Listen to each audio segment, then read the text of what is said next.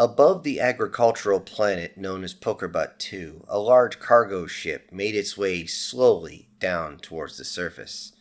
This is usually a common sight, as it's very common for cargo ships to bring raw materials, exotic foodstuffs that could possibly be grown or simply sold, and of course, equipment to trade, as equipment does wear out. All of these items are for trade with the locals as they want what the locals make, and that happens to be a lot of food. During this trade, the Pierce, a six-limb insectoid species with mammalian traits, made their way to one part of the planet that usually does not see a lot of traffic outside their own species. This happens to be a human part of the planet, where a fairly large population of humans had arrived. When the humans arrived several decades ago, most believed that they would die off fairly quick, leaving the land free for take and resale. Of course, the planetary government liked this idea, as they could simply resell it to humans, rinse and repeat, and make a killing. To everybody's shock, humans took some of the least fertile land on the entire planet and prospered, not just survived, but began to grow more food and raise more food than they could possibly consume.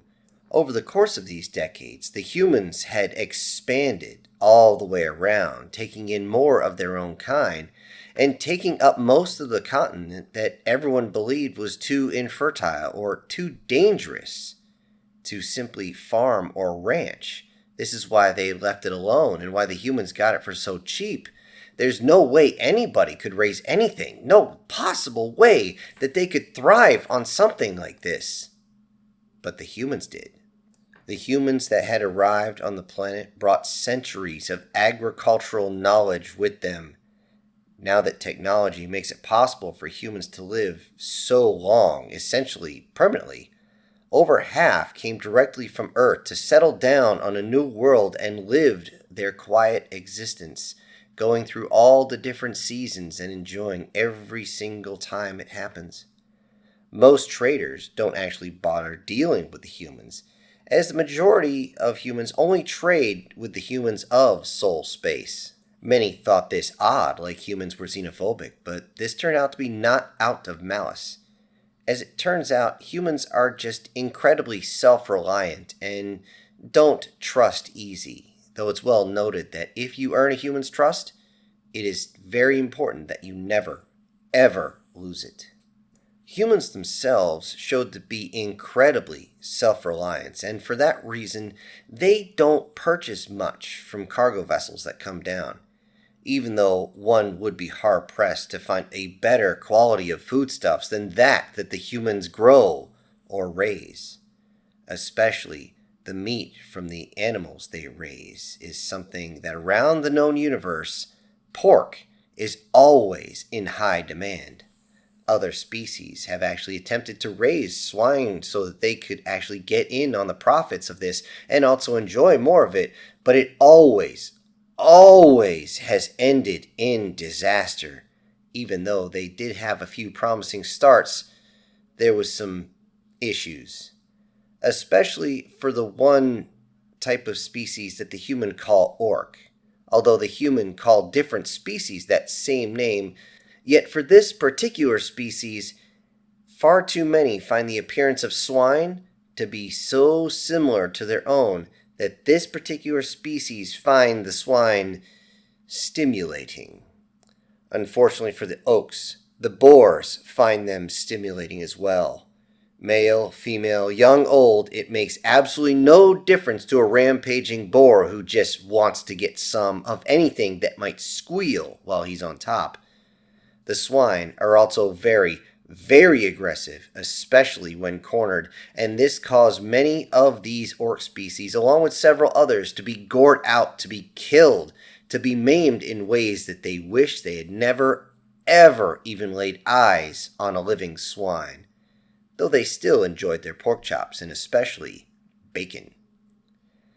As it turns out, humans handle these species with ease, which frightens many, as how could the humans, such strange creatures, You don't know if they're actually mammalian because most of their bodies are not covered in fur, and yet they do have large patches of it. How could these actually handle something so dangerous? Even with the fear of these swine around, fear can be pushed away with the prospect of getting your manipulators on something the humans call beef. A such renowned and desired delicacy that simply a kilo of this is roughly enough to pay for an entire pressure door along with its assembly. And it amazes everybody when they realize that humans consume this delicacy regularly. Perhaps that is why they don't show any fear, because the creatures that do have this material who grow it can also be very, very mean.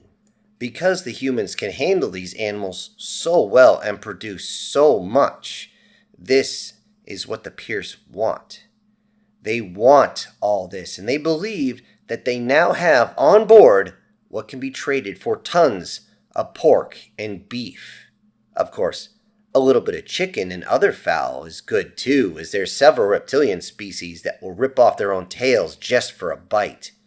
Yet, if nothing else, even if they can't get that, filling their hull with grains is more than enough to have them set for a galactic year. 2.2 human years. The cargo ship made its landing as soft as it possibly can in the largest human settlement on the entire continent. It is known that even in the densest part of this area, there's not a lot of humans. In fact, in the general area, about 20 kilometers in every direction, is only about 20,000 humans in total. And this is a considered populated area. Normally, even in this area, there would only be about 10,000 in the town, usually. However, that's not the way it is right now.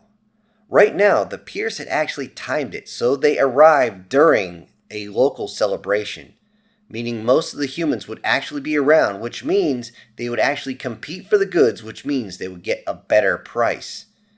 The side of the large ship would end up doubling as a stage once it opened all the way up and got decorated so that the items that were brought could be forwarded and sold off the ship itself. As expected, the equipment didn't move much unless they were bringing in a very specialized item that just happened to be needed by one person, which meant there wasn't a lot of negotiating back and forth. It was literally a human walking up and saying, "I'll pay you this much." And when doing the standard bartering, demanding twice that much, trying to split the difference, the human would simply say, "Take it or leave it." This was not exactly conducive to getting a good price and filling their hull with grains and meat before they left. The human self-reliance once again showed its colors as the crowd began to lose interest and break away from the Pierce's ship as they were showing their goods. They showed interest, though, in the raw materials, as it turns out humans will grab raw materials to create whatever the hell they want, whatever they need, and this moved far better, which gave the Pierce hope that the final items would sell the best. On the side of the large crowd, over the PA system, the Pierce yelled out to call as many humans over as possible to see the final product. They said, "Guaranteed to assist you in your production and to make life much, much more pleasurable." This intrigued the crowd as they watched the massive curtain that had blocked their view of this final product being drawn away, revealing rows and rows of slaves in cages and chains. Most of these items had actually been hand-picked to be as stimulating as possible for the best return for the merchants. As the humans looked forward, they could see there were the Glim, a very skinny humanoid species with blue skin, piercing green reptilian eyes, almost emerald, long silver mane that goes down towards the back of their neck, 4 fingers on each hand and each toe, but still a very human shape. There was the Flix, another humanoid that has dark green skin with long horns sticking out of the side of its head. It also has the yellow wolf eyes that seem to glitter in the daylight. There was limited hair that came out of the head. However, what pulled everyone's attention was the very thick set of lips that came from this species, as they're mostly aquatic. Mostly. You say that because it's clear that they have a much fuller figure than the Glim. There's also scattered in a bunch of hecatecs that are a deep red with black accents that, if you don't look close, look similar to tattoos. These seem like larger than humans, with the females standing about the same size as a human male. Though thin for as tall they are, it's clear that they have dense musculature that seem to almost mimic humans. Some that stuck out completely amongst these other colors was the Ip, a damn near solid white species that seemed to be shimmering in the sunlight. The piercing blue eyes that seem to look around seems to be a favorite among human travelers, and this made everybody seem to pause, especially when right next to him is a few jades, a small humanoid that looks almost elvish if you look close, even with the pointy ears, with damn near charcoal black skin and solid white hair and solid white eyes. They look at least like human eyes, yet their shape and their size makes them look like children. The Ip simply stood there in silence, raised its arms up so that they could see and motioned towards the different colorful products, most of which, at least 69%, were female. The Pierce could see the crowd looking on and seemingly staring without blinking in stunned silence. The Pierce running the small sale/auction continued to talk about the quality of her products as the sounds of the crowds quickly diminished, leaving only the background music to be heard as she spoke. As she spoke, a single human male walked up towards the Pierce as the music stopped one by one. Other Pierce didn't seem to even notice him, as they were simply moving the products closer and closer to the edge of the ship so others could see better. If they got a closer look, perhaps they'll even pay better. The man walked up towards the Pierce, stood right next to it, and the man looked down at the closest product. It was a jade that looked emaciated and scared to death, so scared that she was shaking. He then turns a little bit, raised his head so the brim of the large hat he was wearing just barely raised above his eyes. He then said, "You have fine products, and you chose a good time to sell. However, there's one thing you forgot to do, and that was the research on this planet. If you had, you would have realized how bad you just fucked up." The Pierce tilts his head in confusion, and this is the last gesture it has before a .45 caliber slug goes right through its brain. Hearing this loud noise, the other Pierce turn to look, and they can see the cowboy standing there with a smoking pistol aimed right at the Pierce as the body seems to slowly lose its capacity to stand and collapse onto the ground. The rest of the Pierce don't have time to respond or ponder anything, as they are completely riddled with bullets from the crowd. As this happens, the slaves that are held down by chains or kept in cages scream in fear as the shots ring out all around them and the bodies fall next to them and around them. And also the blood spraying everywhere and oozing across the deck.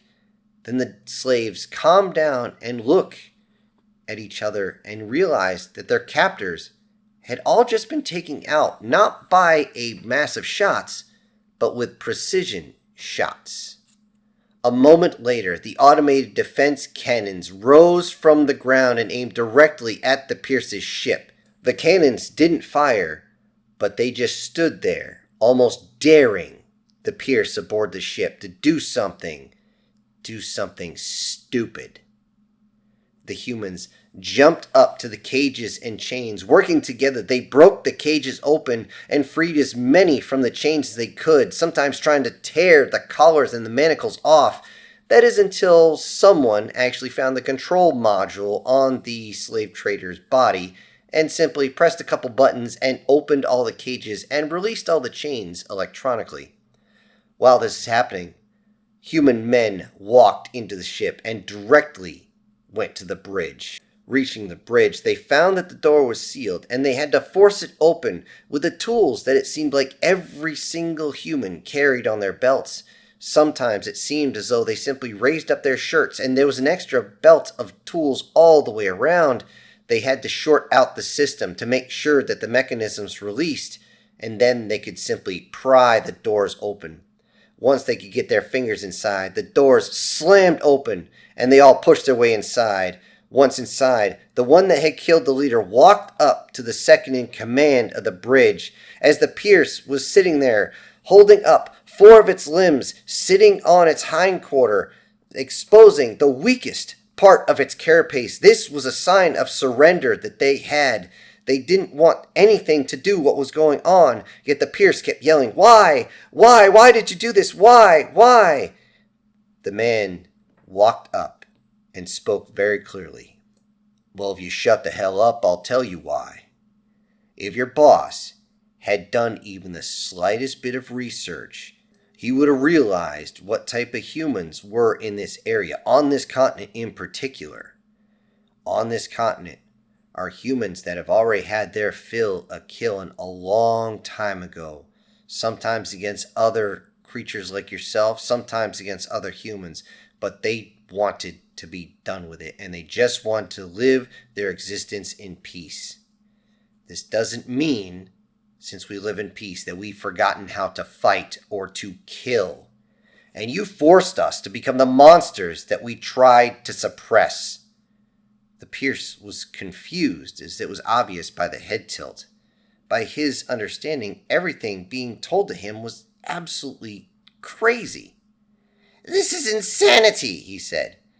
"We were assured that even humans would not consider threatening another merchant. What you are doing is beyond reason. It's madness, absolute madness." The human grinned right before saying, "This isn't madness. This is Sparta." That was the last thing any of the bridge crew heard before their brains were splattered all across the control panels. Once this act was done, they simply looked around to make sure there was no survivors and headed back. Once outside, those that had cleared the ship could see the former slaves receiving water, food, and getting dressed, even if that meant that the nearest human had to give them the shirt off their back, quite literally. After a bit of conversation between those in charge of the different towns, the governor of the area got a hold of the mic of the PA system and went to everybody. "Excuse me, everybody. Spartans, listen. We may have just declared war on the Pierce with this act. I, for one, look at these poor souls beside us that we have liberated, and I have no regrets on my actions. It's a damn shame that we must all be ready for what might be coming. Yet, we all swore the same oath. I know we did. And that oath stated that no sentient will live in bondage. To that end, I do have to say that no town, even now, is equipped to attend to so many that are in need. I ask that they be cared for by the population until such time as they can be returned to their homes. However, I will not make this decision. I asked, what say you? What say you all?" With that, cheers echo out, along with roars of hate that is rising from the surface, something that is buried down, something that they had all tried to suppress but is now coming to the surface. As it calms down, the former slaves are given translators, and they're actually sectioned off to different personnel to take care of them, mainly to families that have children of similar ages, so it won't be so much of a transition. The man that had fired the first shot took a Flick's male that, to the human eyes, couldn't be more than 12 years old. As they were walking away, the young Flicks spoke through the translator, asked, What will you do with me, master?" The man looks down at him a little bit, then looks forward before saying, "First off, don't call me master. The name is Justin. Secondly, I need to get you back to the house to recuperate, because tomorrow, that's when your training begins." The Flicks hears this, but looks up at him confused and worried, as though he's worried he's going to be tortured or something. The man looks down, sees this, and says, "Oh, don't worry your pointy little head too much. We'll start out slow." "Oh, shit. Oh, I almost forgot. I don't have too much diversity in my house when it comes to food, so I hope you're good with steak and eggs." Hello, everybody. This is Syntax. Thank you for joining me on the short story today. Before I go, I need to send out some special thank yous to a few of my supporters, and those will be Prozac and Pancakes, Brian Kemp, SS Demon, Guardian Sage, MTF Guard, and Erica Gem. Thank you all so much for supporting the channel. Everybody else, I'll see you on the next one. This is Syntax, punching out.